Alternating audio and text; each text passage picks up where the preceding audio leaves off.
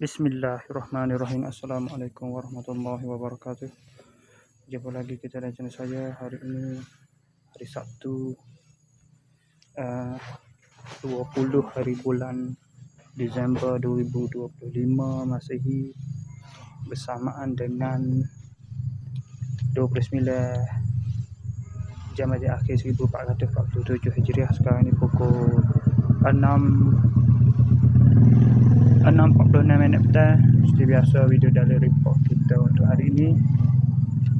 Ada video malam tadi. Video daily report mana tadi? Ada ni rumah ni ada. Report mana?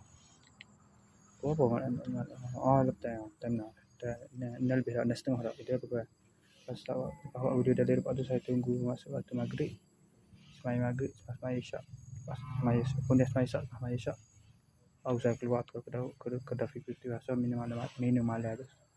Pukul 1. Dekat pukul 1 baru balik. Dah ada pukul 1 dah. Pukul 1 tu dekat pukul 1 Dekat pukul 1 dah ada 12.50 naik kita berdua. Lepas tu tidur pula ada pukul 3 pagi. Bangun pada pukul 6.50 pagi. Bangun mandi semai subuh. Makan sarapan. Lepas tu tak ada agak apa sama tidur. Main Facebook apa semua tu. Main Facebook tu menatuk saja. Tidur. Tak bangun pukul 12. Semaya Zuhur pada pukul 3. Lepas tu sambung tidur. Tidur je negara pula.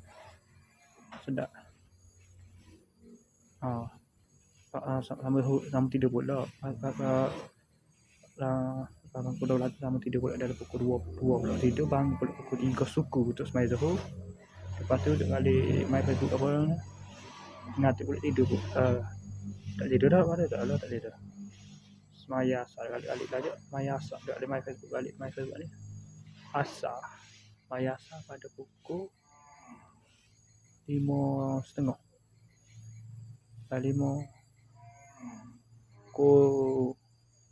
5.40 ni Maya Asar. Lepas tu pukul net ni terus main ke sini. Pukul net setengah semua main sini. Lepas tu pukul net 40 net ni terus buat video ni. Okay, saya sekadar itu saja untuk sesi video ni lah. Video dari report. Lepas tu sementara sekolah tu saya nak review Hadihot ni untuk saya bilang tak lagi. Mari saya tak pergi ke rumah. Konyol sebagainya. Lebih konyol.